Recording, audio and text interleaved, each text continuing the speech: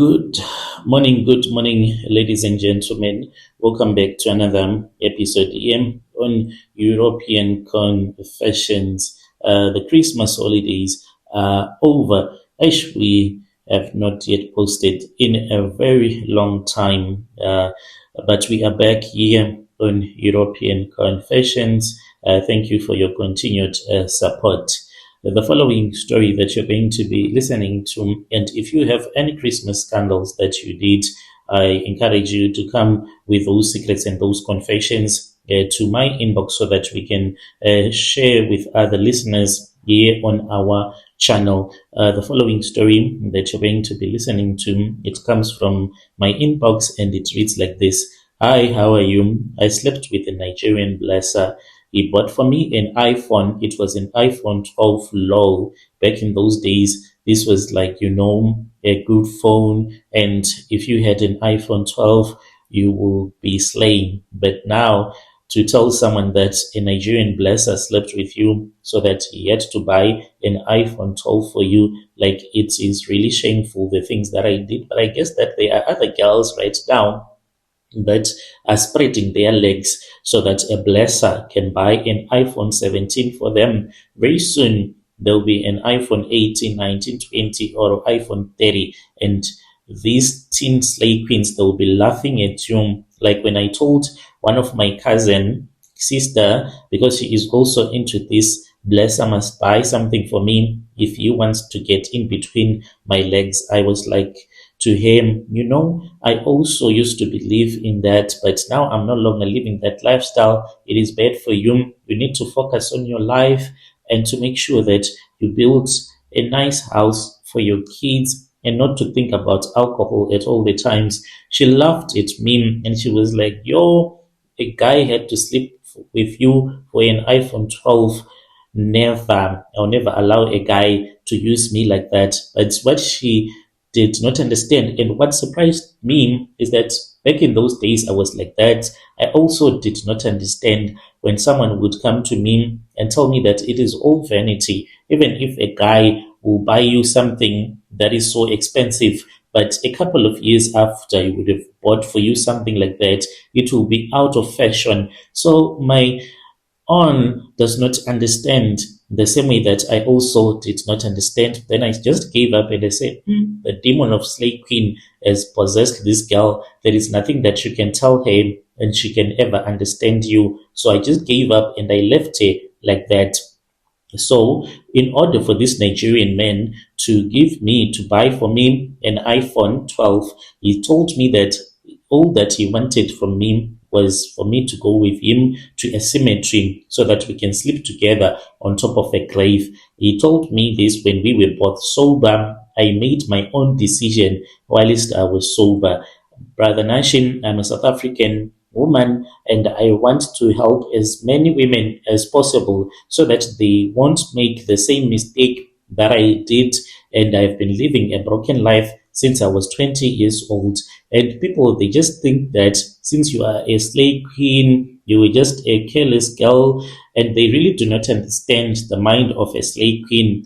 A slave queen is a dangerous breed, and she can do anything, I'm telling you, just to please a blesser who pleases her back with money. And if you have a child that hangs around slave queens, you need to cut off that friendship, because if you do not cut their friendship, I tell you, your child is going to live a life that really does not make sense. Because as for my other cousins, they don't even fear even STIs. They were like, we don't fear STIs or HIV. Back in those days, we used to condomize. But these Armored 2Ks, they really do not even care about condomizing.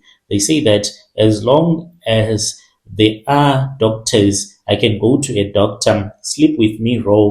I really do not care. I was shocked when one of my other cousin was telling me that she can give a man that she just met on that night raw without using any protection at all. Back in those days, at least we would force a guy to wear protection. So you can just imagine with that kind of a lifestyle, do you think that they will give any good advice to your daughter? As for me, Brother Nashi, when I used to be a slave queen, I can say that I did not grow up dreaming of having a blessing, but I just wanted to escape poverty. That was the dream, to just escape poverty. I was raised in a small township by my mom, who was a single mom, and she worked hard, but it was the same thing over and over again. We were just suffering. My mother, she was working as a maid, and we had a small spice shop, and still we were unable to live a nice life. At school, I was someone that was very intelligent and was clever, but being clever does not pay rent. After matric, there was no money really for university. I stayed home watching life pass me by, and I started going to taverns. Social media did not help as well, because every day, whenever I would go on Insta, I would see girls of my age living a soft life, iPhones, restaurants, trips, nice with perfume. Nobody ever told me that these girls, they go through hell in order for them to live such a life. So I started to believe in the hype, and I told myself that this was the life that I also wanted to live. I told myself that I would never depend on a man, but when hunger laughs at your pride, you end up doing the things that you told yourself that you will never do in your entire life. I met this guy, the Nigerian guy, at a lounge in Johannesburg. I had gone with a friend who had promised me that it was just going to be vibes. That night, my life changed direction. And this guy, the Nigerian guy, he was quite old, older than my mom. And me and him, we spoke and we started dating, and I went with him to his place. We slept together. He would only give me 300 rand and money so that I can return back to the township where I was staying. So this used to hurt me, because this guy, he was ultra rich, but he would give me 300 rands, 200 rands in the morning. And I would be like, so what am I going to do with this money? Then one day he said, okay, it's fine. I understand that you are not happy with what I am giving to you. Promise me that you're not going to sleep around and you won't give the cookie to anyone else, because by then I was dating another guy. I don't know how he knew, but I guess that he knew because he was just a ritualist. He then started providing for me airtime, food. He would buy groceries for me, and my mom used to ask me where I was getting this money from, and I told my mom that I was dating a Nigerian guy. My mom even fought with me over that issue and said that this Nigerian is going to use you for rituals, but I really did not even care. And then me and this Nigerian guy, we went on a short vacation to Cape Town. He then told me, after I had complained that I wanted an iPhone, and he said, oh yes, I know that you want a brand new phone, but you have to do something for me. And I was like, what do you want me to do for you? He then said, you see, in the business that I am doing, because this guy, to tell you the truth, without even lying, I suspect that he was a drug dealer, because he said, in the business that I'm doing, I have to have luck at all the times. And this is Africa, it is not Europe, if you know what I mean. And if you do not do what your ancestors used to do, then things are going to go bad in your business. I really did not understand what he was talking about. We then returned back home, and one night he invited me over to the place where he was staying. I went there, and then he said, if you want me to buy you an iPhone, I really do not care about sex. I want to sleep with you on top of a grave. I was shocked when this guy said that he wanted to sleep with me on top of a grave. When he said it, my body rejected that idea instantly. I was so nervous. And he said, it is for you to show commitment to me, to show that you are willing to do whatever that it takes so that I can buy you whatever that you want. Please show me that you want me to. I really did not want to sleep with this man at the cemetery, like guys who will agree to do such a thing. But what he did, he then said, no, it's fine, my love. If you do not want to do it, there is no problem. So then we went to the mall. So close to the place where he was staying at that time, there was this other ice store. He then said, let us pass through the place because there is something that I want. We went in there and he bought himself a phone and he said, oh, this one, I want to buy it for this other friend of mine. And it was a woman, and we then started fighting in that shop. I then said, how can you do such a thing? You are buying for another woman, yet me, I'm your girlfriend. You do not want to buy for me. And then he said to me, okay, it's fine. The phone can be yours, but we go and we sleep on top of the grave. And I said, okay, it's fine. We then returned back to his car, but I was literally crying and I was covering my face because I did not want people to see and to notice that I had tears that were flowing down my face. And the guy was like a psychopath. He really did not even bother to ask me why I was crying. He was even rude to me and he said, why are you trying to be dramatic? You are a drama queen. We then got to the car, we got into the vehicle, and then he said, so which cemetery we will go to? We then went to this other cemetery, which was close to town, and we slept on top of a grave, but this we did at night. In the middle of the night, he woke me up. I was confused. It was around 11 a.m. and he said, honey, wake up. It is time for us to go. And he was wearing a red garment. We then went to the cemetery. We sneaked in there, and then he slept with me for a couple of seconds. And I said, that's it. Because the guy, he would sleep with you for hours and hours. But when we went to the graveyard, he ejaculated within 30 seconds. And I said, is that it? So this is why you wanted us to come to the cemetery just for 30 seconds. And he said, yeah, it's fine. Let us go back to the car. And when we returned back, then he took me to another room. It was romantic. He had set flowers, wine, candles everywhere. It was just super romantic what he had done for me, but I did not feel the romance anymore because he had just slept with me on top of a grave. He slept with me now for hours throughout the night until the morning. And he gave me my phone. I left the guy and I never looked back because I was really hurt by the way that he had degraded me. You can imagine the man that you love with all of your heart, he sleeps with you on top of a grave. Like, who really does that? It is quite evil. Hey, Brother Nashim, the world that we live in, it is really evil. When you post my story, please tell me. I will follow in the comment section. Dear listeners, right there was a message that was sent to me by one of our dear sister. Strange things indeed, they do happen in this world. She is saying that their own cousin sisters, those that are young, they do not understand. They laugh at him when she tells them that I slept with a guy on top of a grave so that I can have an iPhone 12. She is also asking, was this spiritual, or the guy maybe he has this some fantasies of sleeping with women at the cemetery. She is also asking if there is anyone who has ever had such an encounter with a man who said, sleep with me at the graveyard. She wants to know if it only happened to him or to other women as well. Let us try to speak with our dear sister in the comment section. Then there is another message that I'm going to be sharing with you. And this message, it reads like this. Hello, how are you? I did go back to sender at work. 2 of my seniors, they died. And now at work, I am always seeing dead people. The man that assisted me, he was arrested and deported.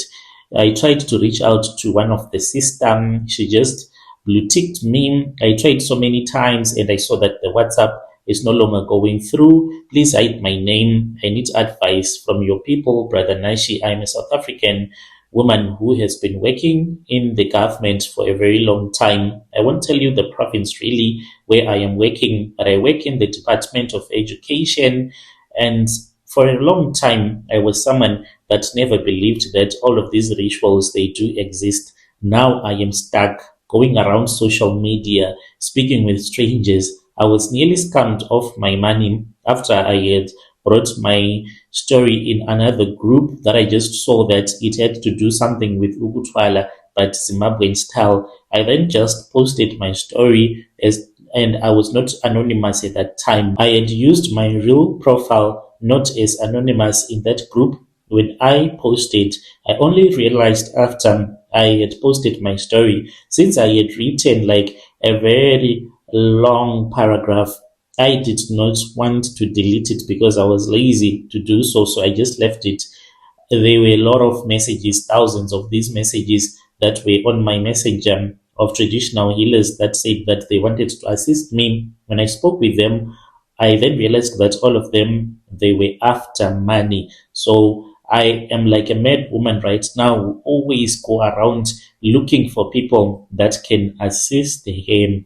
And if there is anyone that you know in Zim that can help me to reverse this case, please try to help me. What happened is that for years I was working hard and I respected my seniors and I waited for my turn to be promoted.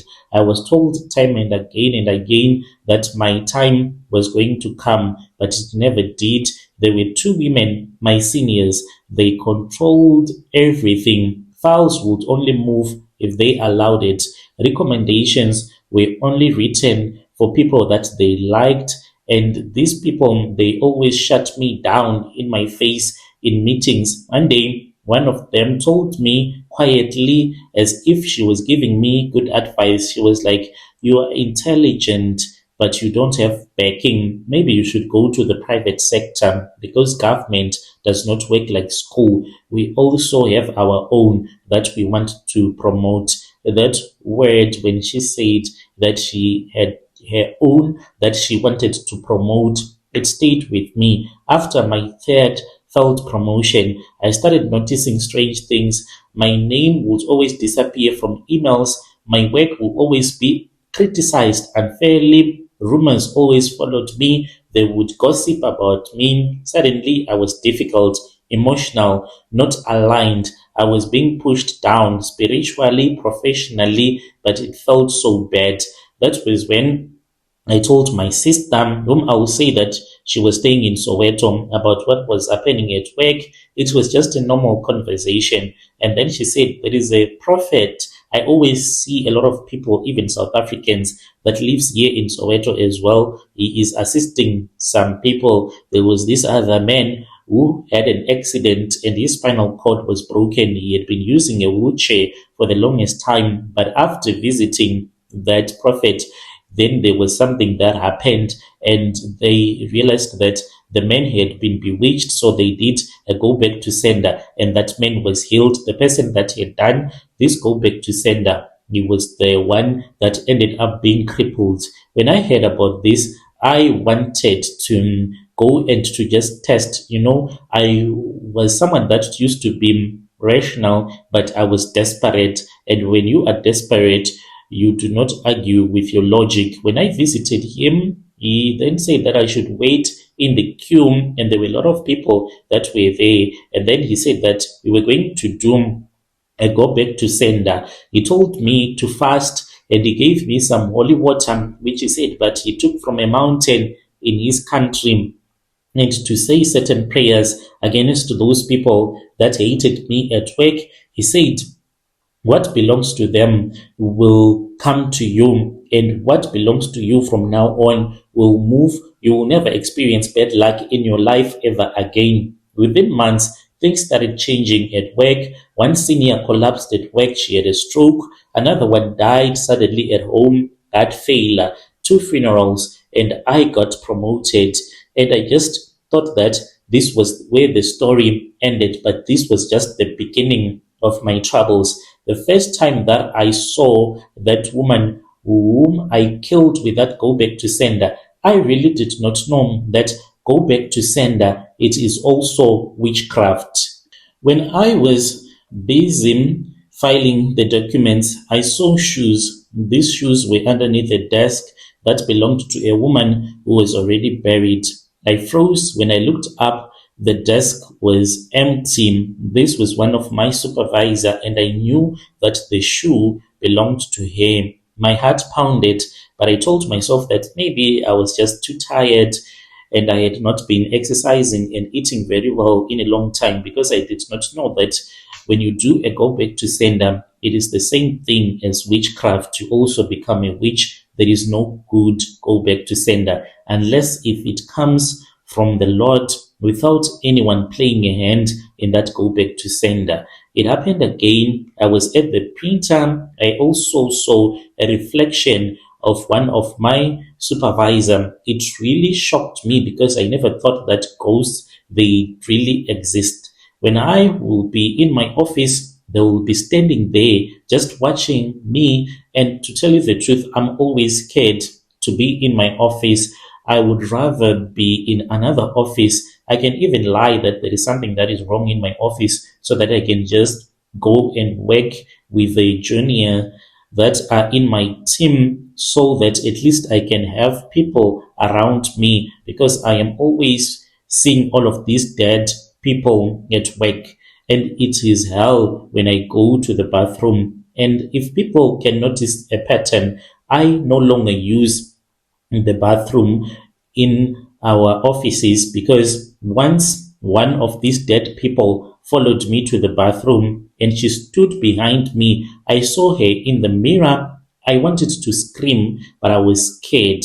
I washed my hands slowly. I was shaking and I walked out like it was on a normal day, and I went back to my desk because I was scared that if people would see that there is something that is happening, they'll know that it is I that killed these people. So this is what I do when I want to go to the bathroom. I drive to the closest mall as if I want to buy something. Then I go and I use that bathroom because I only see these dead people when I am at work.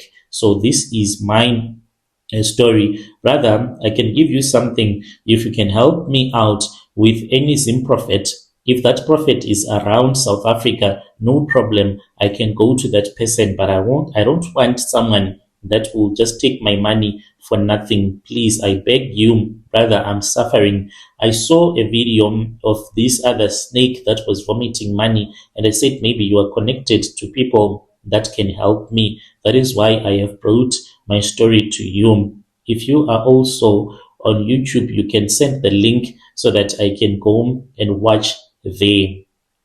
Dear listeners, right there was a message that was sent to me by one of our new followers there. Let us try to speak with him in the comment section. Strange things indeed, they do happen in this world. There is another message as well that I'm going to be sharing with you. If you have any confession, you can reach out to us through our page at Brother Nashim. The message, it reads like this. I sold Nyawupe when I was still at university. I'm successful now, but the people that I got hooked to drugs, they are dying slowly and I feel guilty. Should I continue feeling guilty, punishing myself in my mind because of the things that I did, or I should just tell myself that to hell with them? What happened? I really do not care. I am a 28-year-old South African woman, and this is the heavy truth that I have to carry each and every day. When I look at myself, I look like I'm someone that is successful, a good job, a degree, a clean life, but I smoke marijuana weed, if you know. And that is how I got a lot of people hooked, even though I'm a woman, but I just love weed. But you won't even notice that I am a weed smoker because I don't look like it. And what people do not know is that I am successful, but I destroyed other students that I lived with at the same complex where I was staying. I sold Nyaupe whilst I was at university, inside campuses, at parties, in student rooms, and people that really thought that I was giving them some weed to smoke, but I'll start by mixing it with Nyaupe, and you'll keep on coming to me because you'll be getting addicted, and Nyaupe will get you addicted so fast you won't even realize what has happened to you. I learned this from this other boyfriend that I was dating. He was working for a Nigerian, and he was the one who told me that if you buy weed in town, like we used to go and buy weed together, but we would drive out of town, we would go to this other guy who used to farm this wheat at his house. He was the one that used to sell clean wheat. So if you buy the wheat in town, the Nigerians, they mix it with the nyaupe so that when you smoke, you become addicted. If you buy the weed to another person, then that weed won't make you go high because you're addicted to nyaupe. So you keep on returning back to the same spot until they start to give you hard drugs. So I grew up in a normal home, not rich but not extremely poor. When I got accepted into university, I celebrated because I had made it, but reality came quickly: accommodation, fees, food, data, transport, clothes, and there were times when NSFAS will delay and life will become hard and home could not send much. I was young and I was afraid of falling behind.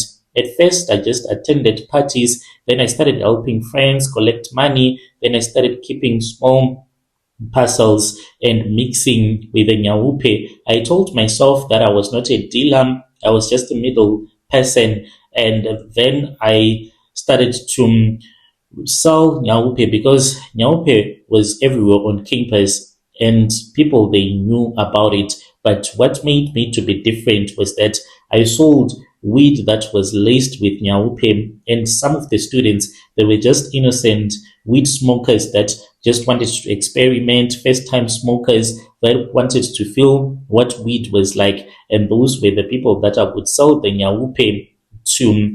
And I sold this weed to students that were bright, future lawyers, teachers, accountants. It did not look dangerous at all. And I sold mostly during parties and at alcohols, parties, and students would always come to me, and I made money fast. And I was even able to buy a vehicle. I was not a millionaire, but I had enough to eat. I dressed well, and I stopped stressing about rent, moved out of the complex where I was staying, and I started staying at a nice place. And that is the most painful part to admit. I told myself that everyone was responsible for their own choices. I told myself that it was not me. And even if I was not selling the weed, there was someone that was going to sell the weed anyway. But when you get people addicted, then you start to see the damage that addiction can do to someone. Students stopped attending lectures. Some, they lost weight, ran away from home, and they would come to me begging, shaking. Some guys, they would even bring laptops that they would have stolen, but I said no, I do not want to do this, and I'm not going to be buying stolen stuff from you. And then I finally graduated. I finished my degree. I cleaned myself up. I cut ties. I never smoked nyaupe in my life. I told myself that I made a good decision for not smoking nyaupe, even if I always had it in my room, but I never touched it because I know that it can destroy your life. Chapter was closed. Now I'm 28. I have a good job and life is so nice. I am married, but sometimes when I am driving, returning back to work, if I see someone, even someone that I don't know, who is a nyaupe drug addict, I really feel bad. There are times when I can even cry when I think about some of the people that I know. I once met this other guy that we were with at university. This guy, like the way that he's so thin, it is so sad. And I even tried to speak with him. He did not even recognize me. He's just like a zombie, that guy. I really do not know if I am supposed to feel bad about myself, or should I tell myself that even if I was not going to sell this nyaupe to these people, they were drug addicts anyway. It is your choice to be addicted. I just need advice from your listeners. I'll be following through in the comment section. I have tried to forgive myself. I once went to a therapist, the only one who knows about this, and then that therapist said that I was young and I was pressured, surviving, and I don't know if this is true. I have been punishing myself each and every time. I even thought about committing suicide once because I sold poison to the community. I just need advice from your listeners. Should I continue punishing myself, or I should just say that these people, they were drug addicts already? That is why they wanted more and more from me. Am I guilty or not? Dear listeners, right there was a message that was sent to me by one of our dear sister. Strange things indeed they do happen in this world. He's saying that she had to do this in order for him to make it through university because life was pretty difficult. Let us talk with him in the comment section. I'll be back with another episode.